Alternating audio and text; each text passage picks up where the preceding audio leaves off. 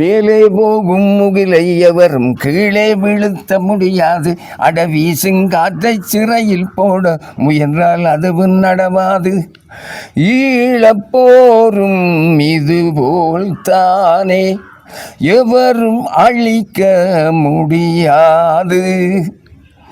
எங்கள் தலைவன் இறங்கி போவான் என்பதும் இங்கே நடவாது. ஓ வரும் வரும் மரணம் வரும் வரும் மானம் இங்கே வாழும் வாழும் சொல்லி கொடுத்து வீட்டை இருக்க ஒருக்கா இராணுவம் ஆமி வந்தது.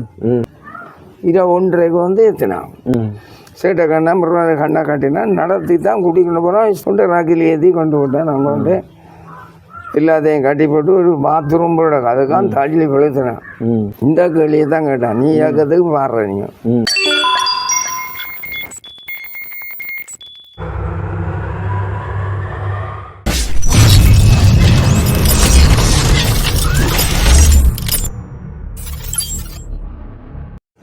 வணக்கம் அன்பு உறவுகளே, நான் உங்களின் சிறி. இன்றைக்கு நாங்கள் எங்கே நிற்கிறோம்னு சொன்னால், இலங்கையில் யாழ் மாவட்டம் தெல்லிப்பளை பிரதேச செயலகத்துக்குள்ளே தான் இந்த குறும்ப சிட்டி என்ற இடம் இருக்குது. இந்த குறும்ப சிட்டியில் வந்து நாங்கள் ஒரு மூத்த கலைஞன், ஒரு பாடக கலைஞன், பல அனுபவங்களை கொண்ட ஒரு கலைஞன், அது யாரும் இல்லை.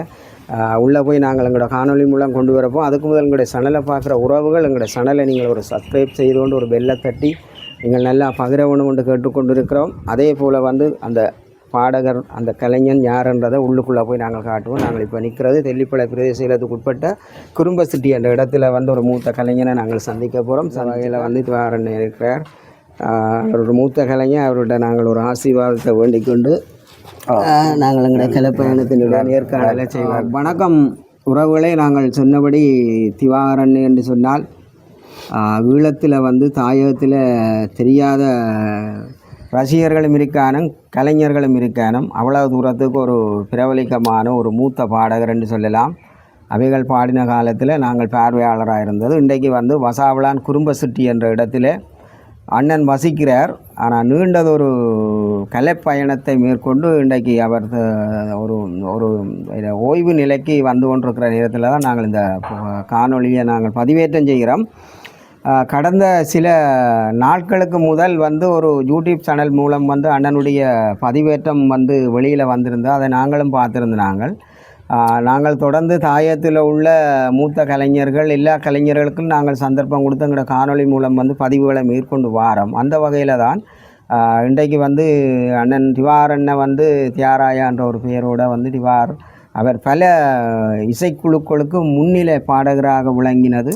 அன்றைய காலம் இப்போ எங்களோட வயசுகளும் சின்ன வயதுலேருந்து வந்தால் நாங்கள் தொடர்ந்து பேச போகிறோம். ஒரு சுவாரஸ்யமான அனுபவங்களை தான் நாங்கள் எங்களோட உறவுகளுக்கு பகிர்ந்து கொள்ள போகிறோம். இந்த அனுபவ பகிர்வுன்றது வந்து அடுத்த சந்ததி, அடுத்த தலைமுறைக்கு நாங்கள் இதை பகிர்ந்து கொடுக்குறதா தான் இருக்கும். அவைகள் தங்களுடைய கலைப்பயண காலங்களில் வந்து இந்த கலைகளை எவ்வளோ காலத்தில் பணியாற்றி எப்படி எல்லாம் இந்த கலைகளை கொண்டு வந்தது, தங்களோட திறமைகளை வெளிப்படுத்தினதான இதில் வந்து நாங்கள் உலகெங்கும் பார்க்குற அத்தனை உறவுகளுக்கும் தியாரணி ஒரு வணக்கம் சொல்லுவோம். வணக்கம். எங்களோட உறவுகளுக்கு இப்போ உங்களுக்கு ஒரு பேர் இருக்கும், பேர் பேர் வந்தது, இப்படி எல்லாம் இருக்குத்தானே, அதெல்லாம் நாங்கள் கற்றுக்குவோம். காணொலி சொல்லுவோம். நான் பிறந்த இடம் சூராவத்தை. நான் படித்தது மயிலணி மகாவித்தியாலயம். பெரிசாயிலாட்டிலும் அங்கே தான் கல்வி ஏற்றது. மற்றவங்களில் 12 சகோதரங்கள். அதில் ஒரு 5 பேர் பாட்டுக்காரர். எல்லாரும் பாடுவோம். அது மேடையில் மேடை பாட்டுன்னு சொல்லி நாங்கள் ஒரு 5 ஆம்பளை எல்லாம். அதுக்கு முதல் நான் எப்படி பாட வழிகிட்டேன்றதை தான் நான் சொல்ல வேணும் எங்களோட உறவுகளுக்கு. ஓமோம், நான் 14 வயசுலேயே ஹார்மோனியத்தோட பாட வழிகிட்டேன். அப்போ அதில் சர்க்குணாரன்ற ஒரு ஆள் இருந்தவர். அவங்க எங்கட வரதன் தம்பி செய்த மாமா தான். அப்போ அவர் ஒரு வயலின் வித்துவான். ஹார்மோனியத்தோடு அவருடன் பாடிக்கொண்டு தெரிஞ்சது. அப்போ எங்களுக்கு சும்மா பாடுவோம், காசுக்கும் பாடுவோம், அப்படி பாடிக்கொண்டு தெரிஞ்சு. பிறகு பெருசாக மியூசிக் குரூப்பில் பாடணுமென்ற ஆசை பிறகு வந்துட்டுது. வந்தால் பிறகு கட்டாயம் பாடணும். நான் போய் ரங்கன் இசைக்குழுவிடான் முதலாவது 78ஆம் ஆண்டு போய் அவரோட சேர்ந்தது. 1978ஆம் ஆண்டு ஆமாம். முதலாவது ரங்கர் இசைக்குழுவில் உங்களுடைய பயணத்தை தொடர்ந்து ஒரு 2 வருஷம் அவரோட பாடினது. பிறகு அவர் ஒரு பிரச்சனையிலே அவர் விட்டுட்டார். பிறகு ராஜன் இசைக்குழு, ரங்கன் கடந்து ராஜன் இசைக்குழு அடுத்து. அப்போ ராஜன் இசைக்குழு வந்து அப்போ ரமணன் நடத்தையில் அவர் அப்போ அப்சராஜில் தான் லீட் கிட்டார் பிளே பண்ணி கொண்டு இருந்தவர். KS பாலச்சந்திரன் என்றவரால் நடத்தினவர். கருத்துறையால் அவர் சிட்டுகின்ற அண்ணன். அண்ணா நடத்தினால் அப்படியே பிறகு அவரும் 2 வருஷத்தால் வெளிநாட்டுக்கு போகிறதுக்கு ட்ரை பண்ணாப்புல பிறகு ரமணன் வந்து அதே பொறுப்பேற்றுட்டார். பொறுப்பேற்று 80ஆம் ஆண்டுல இருந்து 94 வரையும் ரமணனோடு பாடிக்கொண்டு வந்தார். யாழ் ரமணன் என்று முந்தைய அழைப்பினம். ஓமோ, அவருக்கு ராஜேஸ்வரன் தான் பேர். அவர் ஒரு சட்டத்தரணி. யாழ் ரமணன் தான் அநேகமான ஆட்களுக்கு தெரியும். அவரை பாடியிருந்தப்ப இந்த பிரச்சனைகள் வந்தப்போ அவர் இந்தியாவுக்கு போட்டார். இந்தியாவுக்கு போனதாலே அப்போ வந்து அது ப்ரோக்ராம்களெல்லாம் அப்படியே நின்றுட்டு பிறகு அதில் பிறகு அப்படியே குறுப்பப்போ பிறகு ஓட்டம் இல்லை. அப்போ நாங்கள் இங்கே இருந்து 95 96 வந்துட்டோம். பிறகு தென்மராட்சிக்கு என்ன 95 இடம்பெயர் வந்து அங்கால நீங்கள் வர முடியாமல் அதிலே சாவகச்சேரியோட திரும்பி விட்டாங்க. அப்போ ஒரு வருஷம் அங்கே இருந்தாங்க, கேரடாவில் இருந்தாங்க. அப்போ வந்துட்டோம். வந்து அப்போ ராகம்ஸ் நடத்தினவர் சந்திரன் சொல்லி கோண்டாவில் இருக்கிறார். அவர் வந்து கேட்டார், ராகம்ஸ் ஒரு இசைக்குழு வந்து துவங்கவும் பரதன் கீபோர்ட் வாசிக்க நீங்கள் பாட பாருங்க துவங்குவோம். அப்போ மினிமாலிங்கம் தான் சவுண்டு நாச்சுவாலடி துவங்கி அதுவும் 4-5 வருஷம் அதிலையும் பாடி அப்படியே இருந்து கொண்டு வந்து அந்த காலங்களில் அப்படியே படித்து கொண்டு வந்தேக்கலன்னா அப்படி வந்து உங்களோட கலைப்பயணங்களில் வரையக்கல நீங்கள் எப்படி வந்து இந்த தாயக பாடல்களுக்குள்ளே ஈண்டெடுக்க பொருள் எப்படி நீங்கள் உள்வாங்க போடுறீர்கள்? இப்போ நீங்கள் சினிமா பாடல்களை படித்து கொண்டு வந்து வருவார்கள். திரும்ப இந்த தாயக பாடலில் வந்து உங்களை எப்படி உள்வாங்கினா நீங்கள் எத்தனையாம் ஆண்டு அந்த பாடல்களுக்குள்ளே வர தொடங்கினீங்க? அது தாயக பாடல் வந்து அந்த நேரம் அது இந்த போரோட சம்பந்தப்பட்ட பாட்டாக வந்தேன்னு சொன்னால் அவர் ஒரு சட்டத்தரணி. அவர் எல்லா புத்தகங்களையும் படிப்பார் தானே ரமணன். அப்போ ஒரு வியட்நாம் கவிதையை அவர் எடுத்துட்டார். வியட்நாம் கவிதை எடுத்து அவர் அதே தமிழால் எனக்கு எழுதி இப்படி ஒரு பாட்டு வந்திருக்குது வார் அதை செய்வோம். அவங்கள்ட்ட சரி என்ன செய்வோம், பிரச்சனை இல்லை. அப்போ ஜீவனெல்லாம் போட்டுக்கிட்டு வீட்டில் தான் அது வச்சு செய்கிறாங்க. பெரிசா ஸ்டூடியோவில் வச்சு செய்யலை, வீட்டில் வச்சு செய்த சும்மா இப்போ நீங்களே வந்து கலைக்கிற மாதிரி செய்த வழியே ஒரு வீடியோ ஒன்று பிடிக்கல. அது பிறகு அந்த வீடியோ பிடிக்க வேண்டிய காரணம் என்னென்னு சொன்னால் கச்சேரி அடியில் ஒரு ஆள் டெலிகாஸ்ட் பண்ணினவர். அது இன்னும் நான் நினைக்கிறேன் ஒரு 2-3 வருஷம் கடந்தாயிருக்கணும். அந்த 84 அல்ல. அந்த பாட்டு கொஞ்சம் வெளியில் போட்டு அப்போ அவர் வந்துருவார் ரமணனோடான் கதைச்சு, ரமணன் இப்படி டெலிகாஸ்ட் செய்கிறேன், ஒரு 10 பாட்டு எனக்கு வீடியோ பிடிச்சி செய்திடணும். அப்போ அப்படியே பேருந்து அவர் 10 பாட்டு மியூசிக் எல்லாம் கொடுத்து அடித்து போட்டு பேருந்து வீடியோ கொடுத்து தான் நான் ஆக்ட் பண்ணிடுறேன் அந்த பாட்டுக்கு. அதுக்கு முதல் பாட்டு செய்த போட்டு கொடுத்தா அது பிறகு ஃபேமஸாக போச்சாரு அந்த பாட்டு. ஊனி வந்தாப்பள்ளி அது பிறகு ஏக மோதல்கள் வந்தாப்பள்ளி இப்படியெல்லாம் போனாப்பள்ளி அது இவைக்கு அந்த பாட்டு கிடைச்சிட்டுது. விடுதலை புலிகளும் கிடைச்சிட்டு அந்த பாட்டு அவையே போட்டு கொண்டு இருந்தோம். ஆனால் அங்கே உள்ளுக்கு அந்த பாட்டு சேர்க்கையிலே அது வெளியில் நாங்கள் எங்களோட பாட்டில் பாடினானே அப்படியே போட்டு கொண்டு இருந்தோம். பிறகு ஒரு காலம் அந்த பாட்டை நாங்கள் மேடையில் பாட வந்து நிப்பாட்டி போட்டோம். நிப்பாட்டு நான் 2 முதல்ல எங்களுக்கு தெரியாது. இந்த மேடையில் நீங்கள் இந்த பாட்டு பாடிக்க முடியாது தெரியாது. ஆனால் அந்த நேரம் இருந்தது விடுதலை புலிகள், மற்ற ஒரு தரம் இல்லை. அப்போ இதை அனௌன்ஸ் பண்ணி கொண்டு வந்து தான் நிப்பாட்டி நிப்பாட்டியாச்சு. நாங்கள் நிப்பாட்டி போட்டோம். ரமணன் சொல்லி எங்களுக்கு பாடுற உரிமை இங்கே இல்லை, நாங்கள் எங்களுக்கு வேண்டாம், நீங்கள் எங்கேயும் போகிறார்கள் போங்க எங்களை போக சொல்லியா. அதுக்கப்புறம் நான் கவிதாலயாவுக்கு போனேன். சளி மடச்சி கொண்டு நிற்குது. ம் அது பிறகு அது மேலிடத்துக்கு அந்த பாட்டு இப்படி நிப்பாட்டி இருக்குன்ட்டு போயிட்டு தான் ராயன் சிலமனை காணல். ம் அப்போ அதுக்கு இருந்ததான் போய் அவரு சொல்லியிருக்கிறேன் இப்படி பிரச்சனை. அது ரமணனை கூப்பிட்டு இங்கே வாங்க, இந்த பாட்டு நிப்பாட்டிக்கலாம். ம் இது வியட்நாம் கவிதையாக இருந்தாலும் எங்கட போராட்டத்தோட சம்மந்தப்பட்ட பாட்டு தான். அது நிப்பாட்டக்கூடாது. ஆனால் கொஞ்சம் ஸ்பீடாக அடிச்சிருக்கிறீங்க. அது கொஞ்சம் வயலா பிளானில் போகுது. அது மாவீரரோட சம்மந்தப்பட்ட பாட்டு. அப்போ நீங்கள் திருப்பி அதை சிலோவா அடியும் கொண்டு ரமணனை கூப்பிட்டு கேள்விச்சில் ஆமாம் சொன்னது. அதுக்கப்புறம் அவர் என்ன கூப்பிட்டு அந்த பாட்டை அடித்தேன். அப்போ உதயம் ரெண்டொரு ஒளிநாடாக பாட்டுகள் செய்து கொண்டிருக்கணும். அவைக்கு ரமணன் செய்யுது. அதுடன் இந்த பாட்டை நீங்கள் அந்த விருவட்டில் சேருங்க ரெண்டு அதே தான் அவை பேர்ந்து இந்த பாட்டை சேர்த்தார். மற்றபடி அந்த நேரத்தில் ரமணன் அடித்தது அது அந்த பாட்டை செய்தது அந்த போராட்டத்தோடு சம்மந்தப்பட்டதாக போச்சு. அது பிறகு அந்த பாடல் அவை இதுகளுக்குள்ளே அந்த பாட்டை அதே உள்வாங்கி வரையும் அந்த பாடல் நிலைச்சு நிற்கிது கட்டாயம். அது ஒரு இந்த மாவீரர் அதெல்லாம் 5-6 வருஷம் பாடிச்சு கொண்டே இருக்கு. உங்களுக்கு ஞாபகம் இருக்கு அந்த சுகுமார் மாவீரர் புகழ் பாடுவோம் அந்த பாட்டு. அதுல சுகுமார் பாடின்னு சுகுமார் என்ன படித்தோம். ஓமோம் அதான் இதுல சேர்த்தவன். இதுக்கப்புறம் அது போய்கொண்டு அப்படியே போய் பாடிக்கொண்டே இருந்தேன். அடுத்தடுத்து அப்படியே நீங்கள் இப்போ இந்த பாடல் மரணித்த வீரன் என்ற பாடல் ஒரு சிறு தடையில் இருந்தாலும் பிறகு அதை சரி பார்த்து பிறகு தொடர்ச்சியாக தங்கட பகுதியில் சேர்த்துட்டினோம். அது சரி. அதுக்கு பிறகு என்ன சொல்லுங்க. உங்களோட இந்த மரணித்த வீரன் என்ற பாடலுக்கு பிறகு நாங்கள் உள்வாங்கப்பட்டு இதன்றதுக்கு பிறகு அடுத்தடுத்து உங்களோட தாயக பாடல்கள் எப்படி உங்களால் உள்வாங்கப்பட்டது? என்னென்ன மாதிரி முறையில் நீங்கள் பிறகு அந்த பாடல்களை தொடர்ந்து செய்யக்கூடிய வாய்ப்புகள் கிடைச்சது? அதாவது ஒரு இக்கட்டா நிலையிலாம் அந்த பாட்டு நான் பாட வேண்டி வந்தேன். என்னென்னு சொன்னால் அவை என்ன பாட்டுக்கே கேட்கேன். சாந்தஞ்சுமாரை பாடிக்கொண்டு இருந்தவன், வேறு ஆக்கள் பாடிக்கொண்டு இருந்தது. அவை தான் பாடிக்கொண்டு அந்த மரணித்தவரன் பாட்டு பாடக்கு அப்போ ஐயாக்கா பாட்டு இல்லை வெளிக்கிடையில். அதை பாடிக்கொண்டு இருந்தேன். நான் அப்போ ஒரு மீட்டிங்கில் புதுவையாண்டே போய் கேட்டேன். என்ன நான் பாடிக்கொண்டிருக்கிறேன் பாட்டுக்காரன்னு உங்களுக்கு தெரியும். கேட்ட நேர கேட்டது எனக்கு நீங்கள் ஒரு பாட்டு தரலாம் தானே நீங்கள் உன் தம்பி நான் தருவேன்டா கனகாலம் தெரியலை அந்த பாட்டு.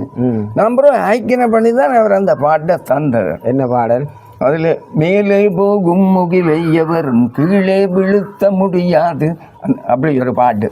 டிஎம்எஸ் குரல் மாதிரி வருது அந்த பாடல். அது அடித்தது கண்ணன் மாஸ்டர். ஒரு வரி கொஞ்சம் அது இந்த சுருதியில் கொஞ்சம் முடங்கு பார்ப்போம். உங்களுக்கு சளிதான் என்ன செய்யறது. ரசிகர்கள் சில ஆவலாக என்ன சுவாரன் என்ற குரலில் ஒரு பாடலை கேட்கணும் சொல்லி. மேலே போகும் முகிலை எவரும் கீழே விழுத்த முடியாது. வீசுங்காற்றை சிறையில் போட முயன்றால் அதுவும் நடவாது. ஈழப்போரும் இதுபோல் தானே எவரும் அழிக்க முடியாது. எங்கள் தலைவன் இறங்கி போவான் என்பதும் இங்கே நடவாது. மேலே போகும் முகிலை எவரும் கீழே விழுத்த முடியாது. வீசுங்காற்றை சிறையில் போட முயன்றால் அதுவும் நடவாது. அவ்வளோதான் பாடம். நன்றி. என்னென்னா உங்களுக்கு இருக்கிற உடல் ஆரோக்கியத்துக்கு இவ்வளவுக்கு மேலே போனால் இன்னையும் கொண்டு வந்து பாதிச்சு விட்றோம். இப்படி ஒரு நிலையில் இந்த பாடல்களுக்கான வரவேற்புகள் அன்றைய காலகட்டத்தில் நீங்கள் இப்படியான ஒரு பாராட்டுகளை பெற்றிருந்த நீங்கள் அந்த பாடல் நல்ல ஒரு இடத்தை பிடிச்சதுன்றது எல்லாருக்கும் தெரியும். உங்களை ரசிச்சிருக்கிறோம். இந்த வகையில் உங்களுக்குண்டு ஒரு தனி கௌரவம் ஒன்று தந்திருப்பினும் ஒரு வரவேற்பு ஒன்று கிடைச்சிருக்கேன்டா. நீங்களும் ஆக்கின பண்ணி எடுத்து பாடின பாடல். அதுக்கு பிறகு எப்படி சந்தர்ப்பங்கள் உங்களுக்கு கிடைச்சது? அதுக்கு பிறகு இப்போ ஒவ்வொருவருக்கு பாட்டு கொடுக்குறான். இவர் புதுவை அண்ணன் எழுதி ஒவ்வொரு இசையமைப்பாளர் ரமண கொடுப்பார். கண்ணன் மாஸ்டர் மகன் முரளி கொடுப்பார். அப்போ கொடுக்க அவன் கூப்பிட்டு பிறகு எனக்கு அதில் பிறகு 4-5 பாட்டு மற்ற இசைப்பிரியன் ஒரு பாட்டு எனக்கு பிறகு தந்தது. இந்த மேலே போகும் முயிலே எவ்வளோ பாட்டுக்கு பிறகு தான் மற்றவே என்ன கூப்பிட்டு அடிக்கும். பாடல் அதோட வந்து ஒரு நல்ல இடத்துக்கான பாடல்களை உங்களுக்கு தந்து உங்களோட குரல் மூலம் வந்து தாயத்தில் தவளை விட்டுருக்கணும். என்னென்ன பாட்டுகள்? அதில் அடுத்த பாட்டு என்று சொன்னால் ஓ வரும் வரும் மரணம் வரும் வரும் மானம் இங்கே வாழும் வாழும் இன்னொரு பாட்டு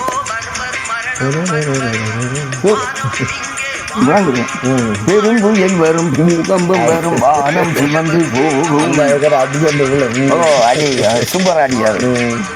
அதுக்கு பிறகு இசைப்பிரியன் ஒரு பாட்டு. பாடல்கள் எல்லாம் மேலே அப்போ எங்களுக்கு படித்து கொண்டிருந்தோம். யூடியூப்பில் இந்த பாட்டு விலாசமாக போகுது. நான் இந்த பாட்டையே நான் போட்டுக்கிறேன். அடுத்தது இந்த ஒவ்வொரு மரணம் இந்த பாடலுக்கு தொடர்ந்து 3வது பாட்டுக்கு வந்திருக்கேன். அடுத்தது இசைப்பிரியன் தந்தவர் என்ன நிலவிலும் நான் என கால்வதித்தான் இந்த மனிதனடா என்ற ஒரு பாட்டு. அது அங்கால் எனக்கு அந்த பாட்டுகளை மறந்துட்டேன் தான். ஓமாம். மற்றது கருப்பையில் வளர்ந்து வரும் குழந்தைகளே நீங்கள் கரும்புலிகளாய் எழுந்து வாருங்களே என்ற ஒரு பாட்டு. மற்றது நடுக்கடலில் மழை அடிக்கும் அப்படி ஒரு பாட்டு. அங்காளி பாட்டுகளை நான் மறந்துவேன். இன்னும் ஒரு 2-3 பாட்டு இருக்குது, அது எனக்கு ஞாபகம் இல்லை. மொத்தமாக 9 பாடல்களுக்கு மேலே படிச்சிருக்கணும். நீங்கள் இவ்வளோ பாடல்கள் வந்து ஒளிப்பதிவு செய்திருக்கிறீர்கள். இல்லை, அந்த பாட்டை அடிக்க முடியாது. அந்த பாடல் மரணித்த வீரனை அதுலேயும் ஒரு ராகம் முடுங்க ஒரு அந்த பாடல் தானே உங்களை கஷ்டம்தான் அந்த பாட்டு. நானும் சின்ன வயதிலிருந்து அந்த பாட்டை முந்துறதுக்கு இங்கே செய்த பாட்டும் ஒன்றும் வரையலை. மற்றது இந்தியா நான் நேரடியாக சொல்லுவேன். இப்போ இந்தியாவிலேருந்து யாருமே நான் இப்படி கதைக்கிறான்ட்டு சொல்லலாம் என்றால் இந்த மட்டுக்கு இந்தியாவில் உள்ள பாட்டு ஒன்றுமே சேரவே இல்லை, சேராது. இப்போ இங்கே மற்றவை போட்ட மட்டும் ஒரு பாட்டுக்கு ஒரு பாட்டு சேரும். ஆனால் இது சேராது. வித்தியாசமாக ஒரு ரமணன் போட்டது. மற்றது நான் அப்பொரு வயசானவனாக தான் அந்த பாட்டை பாடினேன். தமிழ் துடிப்பானவன் இருந்தது. பாட்டு மாற்றி படித்தார். அந்த குரலை மாற்றி ஒரு வயசானவர் பாடினவர் மாதிரி பாடினது. அதுக்காக தான் ஜனங்கள் இப்போ பார்க்குது. அப்போவே இவர் வயசானவர் பாடினது, இப்போ இது பாரு. சில பேர் ஓடணும். இவர் 100ஆவதுல பிறந்தவர், ஆள் முடிஞ்சது. அது தப்பு இல்லை. ஏனென்றால் நான் அப்படி குரலில் குரல் மாற்றம் செய்து பாடினோம். அந்த குரல் உன் வீட்டு முகவரியை இறுதி மூச்சில் எனக்கு தான் எஞ்சிய வீடுகளின் பிழைத்தவர்கள் மத்தியிலே.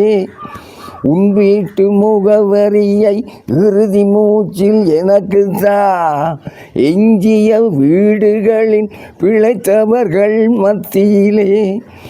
உற்றாரை கண்டுபிடித்து உன்னை பற்றி சொல்வதற்கு இன்னுயிரை உபந்தளித்த உன் துணிவை போற்றுதற்கு வார்த்தைகள் போகவில்லை வரலாறு பாடும் முன்னே. ஓ மரணித்த வீரனே, உன் சீருடைகளை எனக்கு தான், உன் பாதடிகளை எனக்கு தான், உன் ஆயுதங்களை எனக்கு தான். இந்த பாட்டு அப்போ பாடின மாதிரி என்னால் இப்போ பாடலை. அப்போ இளமை இருந்தது. அப்போ ஒரு வயது போனவன் மாதிரி பாடக்கூடிய இருந்தது. இப்போ வயது போட்டுது, அதை திருப்பி பாட முடியாது. அந்த பிரச்சனை. 95ஆம் ஆண்டு யுத்தம் இடம்பெற்று அந்த 95 இடம்பெயர்வுக்கு பிறகு பிற்காலங்களில் வந்து இந்த பாடல்கள் பாடினதால் உங்களுக்கு எப்படிப்பட்ட ஒரு பாதிப்புகள் அல்லது ஏதாவது நடைபெற்றிருக்கா? பாதிப்பு நான் வீட்டை யாரோ சொல்லி கொடுத்து வீட்டை இருக்க ஒருக்கா இராணுவம் ஆர்மி வந்தது. வந்து பிடிச்சி கொண்டே கேட்டடியில் வச்சு கேட்டினோம், நீ இயக்கத்துக்கு பாடுறேன்னு ஓமண்டர். அப்போ பிறகு கூடி வந்து என்னுடைய வாய்ப்பை கேட்டாங்களே இவர் ஏக்கத்துக்கு பாடுறவர் ஓமண்டர். திரும்ப வந்தார் என்னட்டு அவர் அந்த ஆமி. அப்போ அங்கே 2 சைட்லேயும் 2 தடி நல்ல வடிவாக சாத்தி கிடக்கு, கதியால் கூட சாத்தினாங்க. அப்போ தடியாக அப்போ கண் தெரியும் எனக்கு, அப்போ கண் தெரியும். சரி இவன் கேட்கட்டும் என்றால் நீ பாட்டு பாடிங்க. எத்தனை பாட்டு பாடிங்க? நான் ஒரு 7-8 பாட்டு பாடினேன். முதல்ல என்ன பாட்டு பாடினி? மரணித்த வீரனை பாடினேன். அது இங்கே வச்சு பாடினி, இன்ன இடத்துல பாடி. கடைசியாக எங்கே பாடினி? தென்மராட்சியில். என்ன பாட்டு பாடினி? என்ன பாட்டு தான் சொன்னேன். சொல்லி போட்டு நான் உடனே நாங்கள் அது சின்ன வயதில் எங்களோட ஃபேமிலியே பாட்டு தான். டேய் நான் கேட்டகளுக்கு தான் நீ மரமலை சொல்லணும், இந்த பாட்டில் நீ சொல்லக்கூடாது. அது கேட்டான் வேண்டாம். அவனுக்கா பெரியவன் சொத்தி வருவா தடவினான். வந்தச்சன் திருவிழா தூங்க போவேன். பார்த்தான் எந்த மூஞ்சியை பார்த்தா அவர்களை பற்றி அடிச்சும் பிரிக்கணும் இல்லை, கொண்டு போய் பிரிக்கணும். ஐசியை வாங்கி இருந்தானே, ஐசியை பக்கம் சொன்னால் திரும்பி பெறான் ஓடுறான். வீட்டுக்கான் நடக்குது வளவுக்கு. அவன் பண்ணிட்டு போட்டான். அப்போ என்னோட ஒருவன் ஒரு பிரச்சனை உண்டு. அவன் ஒருக்கா சொல்லி போட்டான், இவர் இயக்கத்தில் திரிஞ்சவர், இவர்கிட்ட இயக்க சாமானெல்லாம் வீட்டுக்கு கிடக்கன்னு. சரி என்று 1:30 ஏற்றினான். இந்த 1:30 ஏற்றினாவே வீட்டை வாடுறது கஷ்டம். அது பகலில் வந்தால் பரவாயில்லை, இரவுன்றது ஆபத்தான நேரம். கொண்டு கேத்து கழியவே இந்த சேட்டை அப்படி சொல்லி ஓன பனி குளிர் சேட்டை கண்ணா காட்டினா நடத்தி தான் கூட்டிகிட்டு போகிறான். ஸ்டேடி மட்டும் கொண்டு போகிறான். எங்களுக்கு அந்த இந்த பெண்டால் திரும்பினா எங்கே போகிறோன்னு எங்களுக்கு தெரியும் தானே, பழைய இடம். கொண்டு ராக்கில் ஏற்றி கொண்டு விட்டேன். நாங்கள் எல்லாத்தையும் கட்டி போட்டு ஒரு பாத்ரூம் போட அதுக்கான் தள்ளி விழுத்தினேன். டே படு வாரம் உனக்கு இருக்கு திருவிழா, தமிழெல்லாம் படிவாங்க. கொஞ்சம் இதெல்லாம் கொண்டு போனான். இந்த கேள்வியை தான் கேட்டான், நீ ஏக்கத்துக்கு பாடுற நீங்கள். ஓ எத்தனை பாட்டு பாடிங்க? நான் ஒரு 7-8 பாட்டு பாடு. முதல் பாட்டு என்ன? மரணித்த பாடு. பாடுண்டா ஏன்னா தொண்டையும் காஞ்சி போச்சு, நித்திரையாக்கலாம் தானே. பாடல ஐயா பாடே டேய் பாடுறாண்டு பயத்தில் இடிச்சான்னு இருக்கா. சரி அந்த நீ அந்த பாட்டத்தை சிரிச்சு போட்டு நீ பாடினா. கடைசியாக அங்கே பாடி நீ தென்மராட்சி என்ன பாட்டு அதே இருக்கா பாடு. சரி நீ அதை பாடிக்காடு. 2 நிமிஷத்தில் நீ துளைஞ்சான்டான். நான் நினைச்சேன் பிள்ளையாரே இந்த பஞ்சாய பிள்ளைய நீ தான் காப்பாற்ற வேணும்னு போட்டு ஒரு 5 நிமிஷத்தால் அப்புறம் ராக்கில் ஏற்றினா உணர்ந்து எங்கட ஊருக்கே விட்டுன்னு. அப்போ கர்ஃப்யூ போட்டிருக்கு. 9 இருந்து விடிய 5 மணிக்கு பண்ணி கர்ஃப்யூ. அப்போ ரோந்து போகிறானே ஆமி. அவன் பார்த்தா இதை ராக்கி விட்டா அடுத்தவன் மாதிரி சுட்டு போடுவான்ட்டு பிடிச்சவனுக்கே நல்ல தான் பிடிச்சவன்.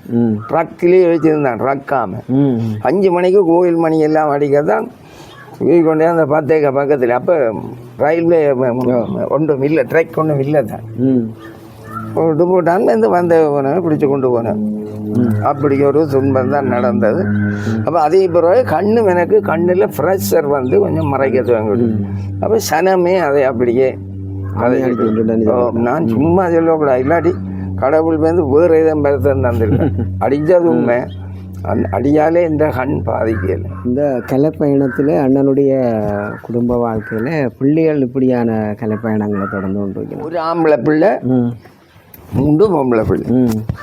4 பேரும் பாட்டுக்காரன். ஆம்பளை பிள்ளை ஒரே ஒரு மேடையில் பாடின. மற்ற இந்த பிள்ளைகள் 3 பேரும் என்னோட அருணாவில் பாடின, ராம்ஜில் பாடின, ராஜன்ஸில் பாடின, கவிதாலயா அப்படி இல்லை. இப்போ இங்கே 2 பேர் இங்கே திருமணம் செய்து 2 பேர் இங்கே 2 பொம்பளை பிள்ளை வெளிநாட்டு. ஓ இப்போ பாடல்கள் இல்லையா? இப்போ போகிறையில் கல்யாணம் செய்வோட்டு பிள்ளைகளோட இருக்கிறோம் போகிறையில். அது போகாத காரணம் என்றால் முந்தி பொம்பளை பாட்டு தம்பி குறைவு. அந்த காலத்தில் நாங்கள் வெளிக்கிட்ட காலத்தில் பொம்பளைகள் மேடைக்கு பாட வராய். ஏனென்று சொன்னால் மேடைக்கு பாட போகிற பொம்பளைகள் திருமணம் செய்யலாம். இந்த காலம் அப்படி இல்லை. இப்போ பாட போனால் தான் செய்யலாம் கல்யாணம். அப்படியான காலம் இப்போ. அப்போ அதனால முந்தி எங்கட பிள்ளைகளுக்கு அந்த சான்ஸ் கிடைக்கல. பிறகு பாட பழிக்கிட்டு மூத்தவாம் பாடி போட்டு அவள் இத்தாலிக்கு போட்டான், மற்ற மகனும் போட்டேன். இப்போ என்னோட கொஞ்ச காலம் பாடி போட்டு அவள் இப்போ பாடுறேன். எனக்கு ஒரு பேரன் இருக்கிறான், சூப்பர் பாட்டுக்காரன். அவர் சுவிஸில் இருக்கிறார், பிதாசான் அவருக்கு பேர். அவர் எங்களோட இருக்கா. சரி, கதை எங்கே பார்ப்போமா? பிதாசான் அவர் பேர். அவர் பெரிய பெரிய கட்டிக்காரன். கர்நாடிக்கண்டா அது இங்கே அவர் இருந்து படித்தா அந்த அளவுக்கு முன்னுக்கு வந்திருக்க மாட்டேன். இந்த குருவுக்குள்ளே பாடிக்கொண்டு இருப்பேன். அவர் அங்கே போய் தான் கர்நாடிக்கை படித்து எல்லா வாத்தியங்களும் இசைப்பிரிக்கன் மாதிரி எல்லா வாத்தியங்களும் வாசிக்கக்கூடிய திறமை இருக்குது. அவர் அங்கே இருந்து எல்லா நாட்டுக்கும் போய் பாடிக்கொண்டே இருக்கிறேன். நல்ல ஒரு பாட்டுக்காரன். அப்போ நான் இப்போ என்னுடைய இசை பயணத்தை நிறுத்தி இருந்தாலும் அவை என்ன அங்கே இப்போ அழைச்சி, அதாவது ஞாபகப்படுத்தி கொண்டு இருக்குது. இந்த பாட்டொண்டை வச்சு இன்றைக்கு இந்தியாவில் கூட எனக்கு நல்ல மதிப்பு இருக்குது. உண்மையில் எனக்கு அதே போதும். உங்களுக்கு ஒரு பெரிய ரசிகர் கூட்டம் முந்தி இருந்தது, பெருவாரியான கூட்டம் இருந்தது. எழுதி எல்லாம் தெரியும். நம்ம நேரம் பார்த்துருக்குறேன். இந்த பாட்டு என்ன படிக்கணும்னா அப்படி ஒரு பாட்டு, அப்படி ஒரு கம்பீரமானவன். ஆனால் அந்த உறவுகளுக்காக நீங்கள் என்ன சொல்ல விரும்புகிறீர்கள்? உங்களுடைய என்ன தமிழ் உறவுகளுக்காக நீங்கள் சொல்லுவாரீங்க? அடுத்த சந்ததிக்கும் என்ன சொல்கிறீங்க? அடுத்த சந்ததிக்கும் முதல்ல நான் இந்த கலைஞர்களுக்கு, அதாவது இப்போ வளர்ந்து வர கலைஞர்கள் எங்களை விட திறமைசாலிகள் இருக்கிறார்கள். நான் அவை இந்த பாட்டெல்லாம் கேட்டிருக்கிறோம்.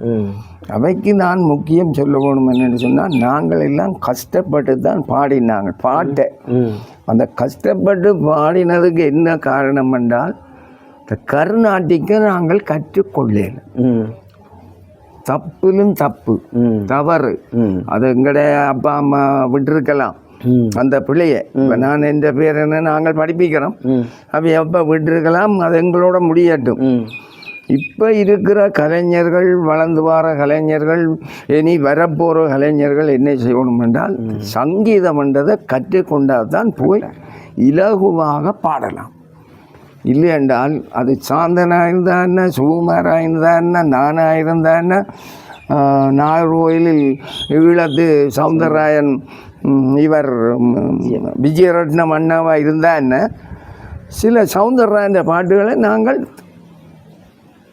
எத்தனையோ பாட்டுகளில் நல்ல பாட்டுகளை நாங்கள் தவிர்த்து போட்டு பாடியிருக்கிறோம். காரணம் கர்நாடிக் படிக்காததில் அந்த சங்கதி எங்களுக்கு வராது. இங்கே சவுந்தரராஜன் பாடின அத்தனை பாட்டையும் பாடக்கூடிய ஒரே ஒரு பாடகர் இருக்கிறார், ரகுநாதன் மாஸ்டர். கிளிநொச்சியில் இருக்கிறார். கிளிநொச்சியும் அவர் இல்லை, வேறு சிங்கள இடம்பட. அவர் கர்நாடிக்கை படித்த, அவர் யூனிவர்சிட்டிக்கு போய் வெளியால் வந்தவர். அவர் கர்நாடிக்கை முறைப்படி கற்றுக்கொண்டவர். சவுந்தரராயன் எந்த பாட்டையும் பாடக்கூடிய ஒரு கெட்டிக்காரன் சொன்னால் அவர் தான். இதில் வேறு ஆக்கள் யாரும் குறை நினைக்கக்கூடாது. மற்ற கலைஞரும் உண்மையைத்தானே நான் சொல்லுவேன். அப்போ இப்போவும் சொல்லி வைக்கிறேன், கர்நாடிக்கை கற்றுக்கொண்டு பாட வலிக்கிடுவோம். இல்லாட்டி எங்களை போல கஷ்டப்பட்டு தான் பாட வேண்டிய ஒரு சூழல். இதைத்தான் நான் இப்போ இருக்கிற கலைஞர்களுக்கு சொல்கிறேன். பாட்டு படிக்கிற போது இந்த ஒற்றை பார்த்து பாடக்கூடாது. ஏன் பாடக்கூடாதுன்னு சொல்லணுன்றால், வேண்ட முழு கவனமும் அந்த பாட்டின் ஒற்றையிலான் கவனம் போகும். தாளம் தவறாமல் பாட வேணும், சுருதி கலையாமல் பாட வேணும், பாவமாக பாட வேணும். ஒற்றை பார்க்கவே கூடாது. எப்போ ஒற்றை பார்க்கலாம்னா, சில பாடல்களும் கேட்பணும், திவார் அண்ணன் இந்த பாட்டு இருக்கா பாடிவங்க, நான் சொன்னால் இங்கே வாங்கும், எனக்கு டியூன் தெரியும், எழுதித்தாங்க நான் பாடுறேன், அதை தவிர்க்க முடியும். மற்றும்படி அனுபவித்து பாட வேணும், பாவத்தோடு பாட வேணும் என்று சொன்னால் பாட்டை பாடமாக எங்களோட தொழில் இது தானே. நாங்கள் விடுற புல ரசிகர்மாருக்கு செய்கிற துரோகம். ஒற்றை இல்லா பாடினா மேக் சரியாக இருக்கும், சுருதி விலகாது, தாளம் தப்பாது, அனுபவித்து நாங்கள் பாடலாம். அப்போ தான் அவை கைதட்டி எங்களை வரவேற்போம். இதுதான் உண்மையான விஷயம். இதை கலைஞர்கள் கட்டாயம் செய்யணும். நீண்டதொரு நல்லதொரு பதிவு, சுவாரஸ்யமாக ஆரோக்கியமான பதிவு. ஒரு கலைஞர்களுடைய வாழ்க்கையில் நோமலாக இந்த கலைஞர்களும் பெற முடியாது. அடிப்படை பயிற்சி இது அவர்களுக்கு கர்நாடக சங்கீதங்கள் மற்றது நுணுக்கங்கள் எல்லாத்தையும் அவர் சொல்லியிருக்கிறார். இது அடுத்த சந்ததியில் இருக்கிற கலைஞர்கள் இதை நீங்கள் ஒரு பாடமாக எடுக்க வேணும் என்று அவங்களுக்கு ஒரு ஆலோசனையாக தான் சொல்லியிருக்கிறார். நிச்சயமாக அவையை போல் உயர்நில பாடகர்களாக இருந்தவை ஒரு காலங்களில் தொடர்ந்து இருந்தவை. இன்றைக்கும் அவைய பாடல்கள் வாழ்ந்து கொண்டு இருக்கும். ரெண்டு கேட்டுக்கொண்டு அத்தனை உறவுகளுக்கும் எமது சேனல் சார்பிலையும் மனமார்ந்த நன்றிகளை தெரிவித்துக் கொண்டு மீண்டும் ஒரு பதில் காணொளி மூலம் சந்திக்கும் வரை உங்களிடமிருந்து விடைபெற்றுக் கொள்கிறோம். உங்கள் அன்பின் ஸ்ரீ. நன்றி, வணக்கம்.